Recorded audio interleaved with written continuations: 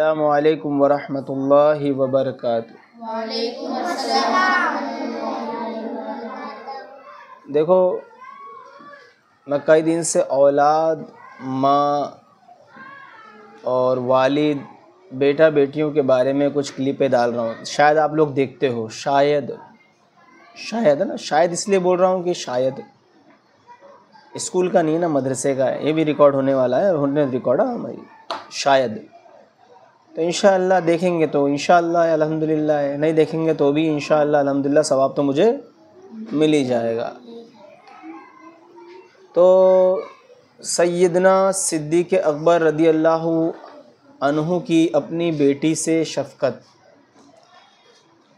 حضرت سیدنا برا بن عازب رضی اللہ تعالی عنہ فرماتے ہیں کہ ایک مرتبہ کسی غزوے سے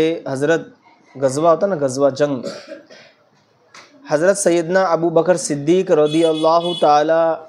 عنہ مدینہ منورہ تشریف لائے۔ میں ان کے ساتھ ان کے گھر گیا، کیا دیکھتا ہوں کہ ان کی صاحبزادی حضرت سیدنا عائشہ صدیقہ رضی اللہ عنہا بخار میں مبتلا ہے، بیمار ہو جاتا ہے نا، بیمار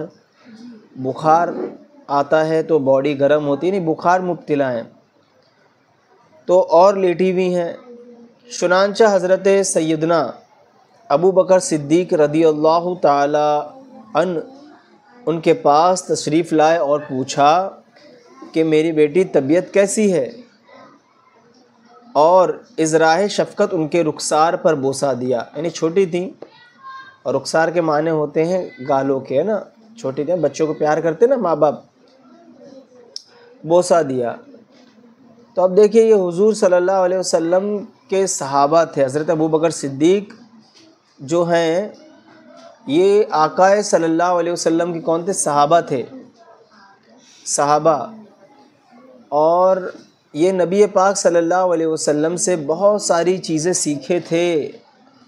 علم اصل میں حضور سے انہوں نے لیا تھا، اصل علم تو ان لوگ کو ملا تھا، یہ علم والے تھے واقعی میں۔ اور جب جنگ سے آئے تو اپنی بیٹی، یہ نہیں کہا کہ پانی لا کے دو، بھوک لگی ہے تو کھانا لا کے دو،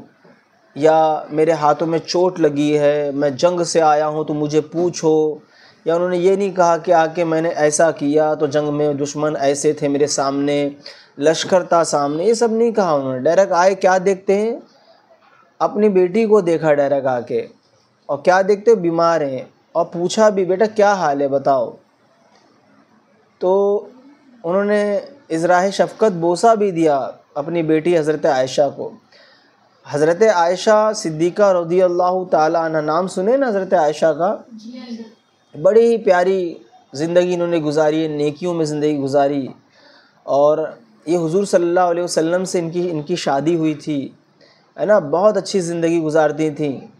اور یہ ابو بکر صدیق کی بیٹی تھی، اور ابو بکر صدیق جو ہیں حضور صلی اللہ علیہ وسلم کے سسر بھی تھے اور دوست بھی تھے۔ بتاؤ کتنی اچھی بات تھی، جانتے تھے تبھی تو اپنی بیٹی کی شادی ان سے کرائے کہ آقا جیسا کوئی نہیں دنیا میں، میرے آقا جیسا کوئی نہیں دنیا میں۔ تو بیٹیوں پر شفقت کرنا، محبت کرنا، ہے نا، ان کی تیمارداری کرنا، ان سے ملنا، یہ ابو بکر صدیق نے آقا سے ہی سیکھا، ہے نا، میرے آقا نے ایسا کیا ہے۔ میں نے اس سے پہلے علی کلپ میں ڈالا نا کہ حضور صلی اللہ علیہ وسلم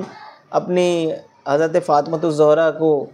جو ہے ملا کرتے تھے، ان سے محبت کیا کرتے تھے، ان سے پوچھا کرتے تھے، ہے کہ نہیں؟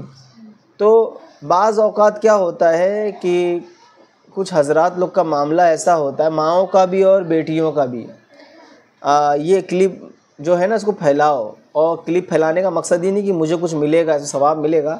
یہ وہ لوگ سنیں جو ایسا کرتے ہیں، کیسا کرتے ہیں جو بتا رہا ہوں۔ بیٹیوں پہ زیادہ دھیان نہیں دیتے ہیں، بیٹیوں پر دھیان نہیں دیتے ہیں، ارے بیٹی ہے، یہ ہے، وہ ہے، کہاں اس کا خرچہ، تو یہ بڑی ہوگی تو ایسا، ہے نا، اور لڑکوں پہ خوب دھیان دیتے ہیں، لڑکوں ایسا لگتا ہے لڑکا پورا محل لا کے کھڑا کر کے خرید کے دے دے گا، اور یہاں حضور صلی اللہ علیہ وسلم بیٹی سے محبت کر رہے ہیں، ابو بکر صدیق بیٹیوں سے محبت کر رہے ہیں، بیٹوں سے بھی محبت کرتے ہیں، ایسا نہیں ہے، دیکھا ہوگا آپ نے حضرت حسن حسین سے محبت کرتے تھے، ہے نا، ان سے انہیں کندھے پہ اٹھاتے تھے، ایسا نہیں، مگر ہوتا یہ ہے کہ حضور کی ایک زندگی کو لیتے ہیں، دوسری زندگی کو چھوڑ دیتے ہیں، یعنی بیٹی والی زندگی کو چھوڑ دیتے ہیں اور بیٹے والی زندگی کو لے لیتے ہیں۔ کبھی کبھی یہ ہوتا ہے کہ آتے ہیں گھر میں کوئی بھی چیز سامان لے کر تو بیٹے کو دیتے ہیں، بیٹی کو نہیں دیتے ہیں، تو ایسا بالکل نہیں ہونا چاہیے، بلکہ حقوق برابر ہیں دونوں کے اور دونوں کو برابر دیکھنا چاہیے، اور جب بھی گھر میں ہو تو ان کو دھیان دینا چاہیے۔ تو ابو بکر صدیق نے اسی لیے رخسار پر بوسہ دیا، یعنی محبت سے پیش آئے، اب محبت کی ان کے ساتھ، سمجھے بات کو۔ یہ صحابہ کی سنت ہے اور رسول اللہ کی سنت کو لینے کے بعد یہ صحابہ کی سنت بنی ہے۔ میرے آقا عظیم تر ہیں اور ہر کام میرے آقا کے عظیم ہیں، جب حضور عظیم ہے تو کام بھی کیا ہوں گے؟ عظیم ہوں گے۔ میرے آقا صلی اللہ علیہ وسلم نے بیٹیوں پر شفقت کرنا، محبت کرنا سکھایا ہے، اور پہلے کے دور میں تو جب بچی پیدا ہوتی تھی نا تو سنا ہوگا آپ نے، بچیوں کو گاڑ دیتے تھے، ہے نا، کھڈا کھود کے۔ کیوں گاڑ دیتے تھے بھائی؟ وہ بھی تو اللہ کی بچیاں بندی ہیں، وہ بچیاں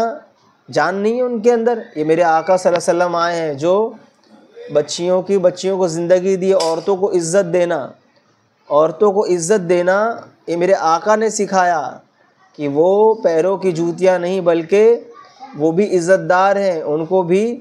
عزت دی جائے، وہ یوں ہی نہیں بس ان کو چھوڑ دیا جائے یوں ہی کوئی۔ پہلے کے دور میں بہت برا عالم تھا، جب حضور صلی اللہ علیہ وسلم جو ہے تشریف لائے اور جب دین کا پیغام پہنچایا، دیکھا تو ارے باپ رے، تو برا عالم ہے نا، کیا کیا ہو رہا ہے ادھر، بیٹیوں کو جو ہے زندہ دفن کیا جا رہا ہے، تو حضور صلی اللہ علیہ وسلم نے اسے روکا۔ اچھا، ایک صحابی تھے، اتنا پیارا کام تھا ان کا کہ وہ بتاتے، جب میں کفر کی حالت میں تھا، مطلب ایمان والا نہیں تھا، تو مگر میں نے ایک کام حضور صلی اللہ علیہ وسلم کیا کرتا تھا یا رسول اللہ، کہ کچھ بچیوں کو لوگ دفن کرتے تھے تو میں ان بچیوں کو نا پیسہ دے کے خرید لیتا تھا، بچیوں کو پیسہ دے کے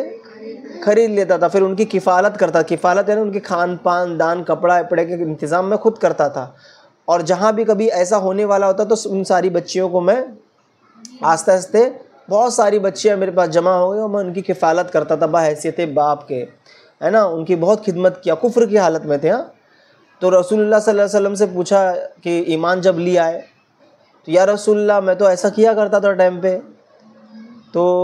میں نے تو اس ٹائم پہ ایمان نہیں لایا، تو اب کیا اس کے بارے میں؟ تو حضور صلی اللہ علیہ وسلم نے جو ہے غالباً فرمایا کہ تم نے بہت اچھا کام کیا ہے، اللہ تعالیٰ اس پر بھی تمہیں جو ہے کچھ نہ کچھ انعام دے گا، اور یہ کیا کم ہے کہ تم نے اتنی ساری بچیوں کو زندگی دی؟ یہ کیا کم ہے جو تم نے اتنی ساری بچیوں کو زندگی دی؟ کتنی ساری بچیوں کو زندگی دی؟ تو اب ہمیں کیا ہے، میرے پاس آتے ہیں کچھ لوگ، میرا بچہ میری بات نہیں مانتا، میری لڑکی میری بات نہیں مانتی، میری اولاد میری بات سنتی نہیں، مجھے الٹا بولتی ہے۔ کیوں بولتی ہے بھائی؟ کیوں بولتی ہے نا؟ انشاءاللہ اس کی اگلی کلپ جو ہے اولاد نافرمان ہوتی ہے، تو اس کی اگلی کلپ آئے گی اس کے بعد، ٹھیک ہے؟ آگے میں انشاءاللہ بتاؤں گا کیوں ایسا نافرمانی، اولاد نافرمان ہوتی ہے، بات نہیں سنتی ہے، صبح اٹھاؤ دھکے مار مار کے تو اٹھتی نہیں ہے، الٹا بولتی ہے، تو پھر ایسی اولاد تمہاری کیوں یہ راستے پہ چل رہی ہے؟ تو انشاءاللہ آتے کلپ میں، آتی ویڈیو میں انشاءاللہ آپ کے سامنے باتیں پیش کی جائیں گی۔ اللہ ہم سب کو کہنے سے زیادہ عمل کی توفیق عطا فرمائے۔ السلام علیکم ورحمۃ اللہ وبرکاتہ۔